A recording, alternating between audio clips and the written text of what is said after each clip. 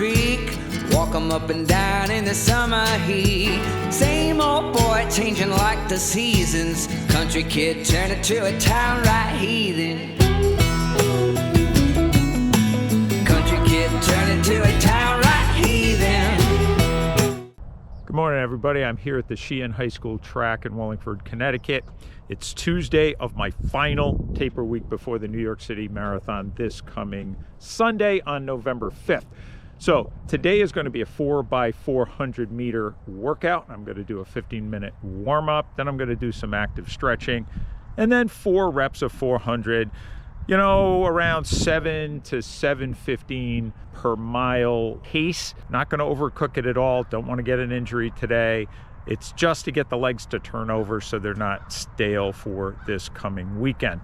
So tomorrow is going to be my last run until maybe a 2-mile shakeout in New York on Saturday, or maybe even before I jump on the train Saturday morning. I'm almost done. I'm almost there. I'm ready to go.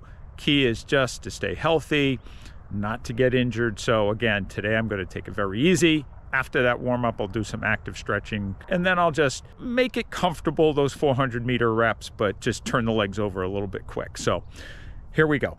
Okay, 3 down. I'm gonna hit this last one in about 17 seconds. And let's see if I can hold the camera during it. But it's gonna be pretty good. I'm handling them real well. 5, 4, 3, 2, 1, go!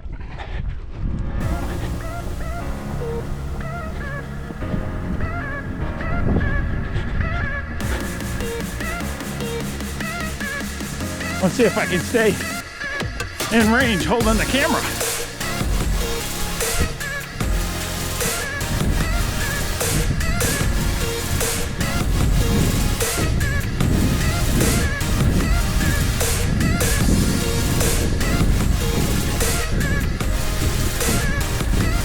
I'm in range right now, 7:08 mile pace. Oh, 6:55, cranking.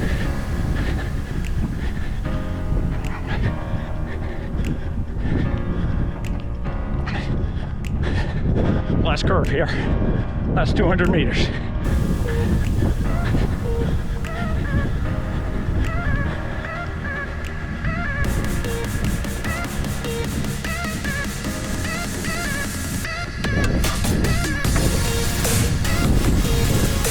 Wow, a little faster than I planned, but doing well.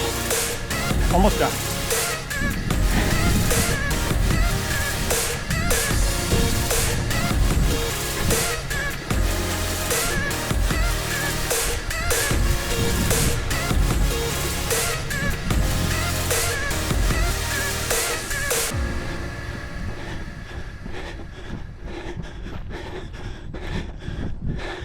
All right.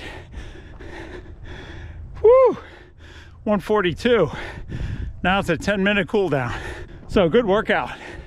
Got them all in. No problem with that extensor tendonitis on my right foot.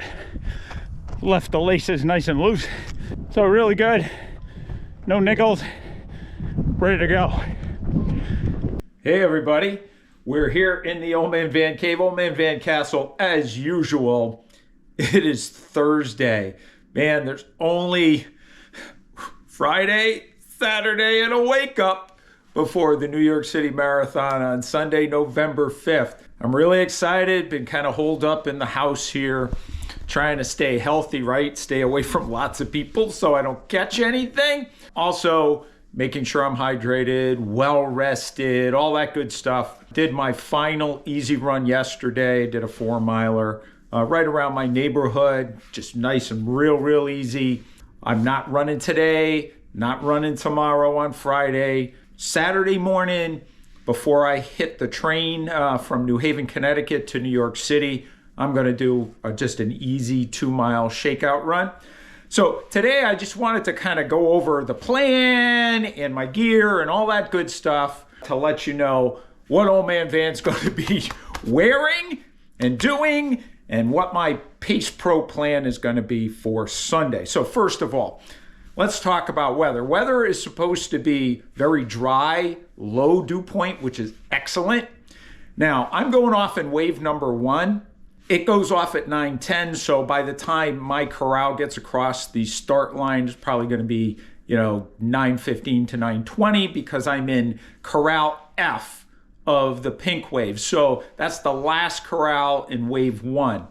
Now, the temperature at race time is supposed to be around 51, 52 degrees, which is good, really good.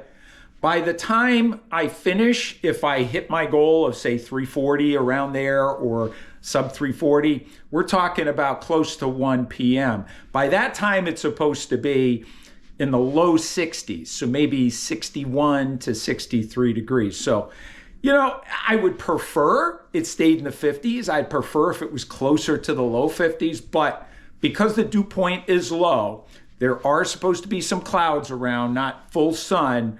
I think it's going to be fine. Now, what that's done is it's enabled me to kind of pull back on the amount of, clothes that I'm going to wear during the race. So let's take a look at my gear.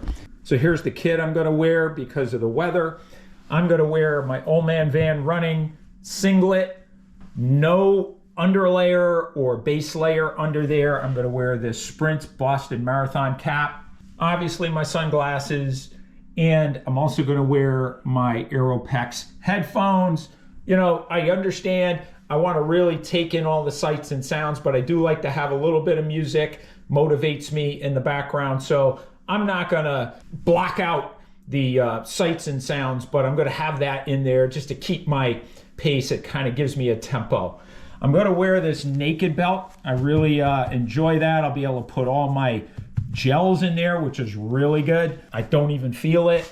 Able to go under my singlet and just right around the waist there. It doesn't jiggle around at all. I'll be able to carry all my gels that I need in there. Then I'm going to be wearing these Woleco short tights. I really like these because they have these pockets that I can fit my phone in there. I can also fit, say, my keys, IDs and things in there. What I do, these are waterproof, but I normally take a plastic bag and put my phone in there and my ID and everything and put it in there. That's really good. I'm also going to be wearing my Hoka Rocket X2s, as you see here. This little buddy right there is my Stride FootPod. That gives me power readings while I'm running. I am going to be wearing some Features socks. They are kind of light cushion socks. I really like them because they're stretchy. They fit really well and really hug my feet, and I need that.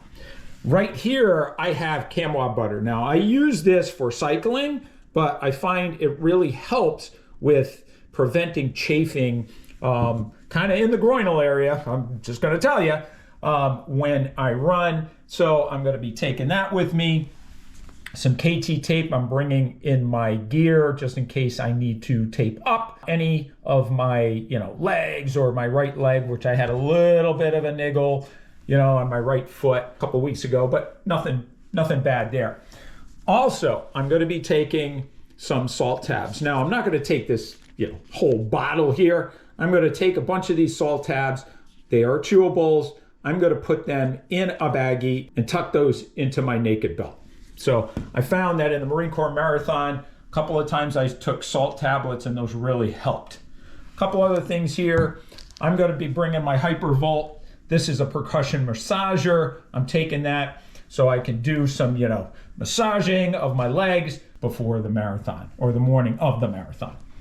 Right here, some moleskin padding. I'm going to use that on my right big toe and my right little toe just on the outside, and I may do the same on my left foot, just to put a little bit of protection there. This is the thin moleskin, just to put a little protection there to guard against blisters later in the race. Nip strips, always need my nip strips. I've had bloody nips before, and these things I just absolutely love. They're very thin, and I don't know if you can see them here. Here's what they look like. And they just protect so I don't have any issues with chafing in the, chestal areas late in a race. Another thing, really important, Imodium. I always take 1 to 2 Imodiums the morning of a race, probably an hour or two beforehand. This just ensures that, hey, if I ate something the night before, I'm not planning to, that doesn't agree with me, I'm protecting myself so I don't have to take any unpleasant pit stops during the run. This has really helped me in many of my races, and I haven't had any negative side effects from doing so. Here you have my bib boards. These bib boards does have that Osprey photo on there. That's a photo I took, so I had these custom made. I use these instead of safety pins for my bib. Just really work well, and they don't damage your singlet. Here I have the Crank Sports E-Gels. I absolutely love these. What's great about the Crank Sports E-Gels is they have a high level of sodium and potassium along with those carbs. So I don't need to take an electrolyte drink during the course of a race. Simply water and an E-Gel every, say, 30 to 40 minutes. So I'm going to be taking that along with the electrolyte salt tabs to ensure that I don't cramp up in the later stages of the race. Right here, I don't know if any of you runners out there, here you have runners. Runner Gunderson is a longtime veteran of the New York City Marathon. I think he's run like well over 40 New York City Marathon. So, I joined that Facebook group, Runners, and I'm going to wear this just to honor Runner. Hopefully, he will be able to run this weekend. So there you have my gear for this Sunday's New York City Marathon.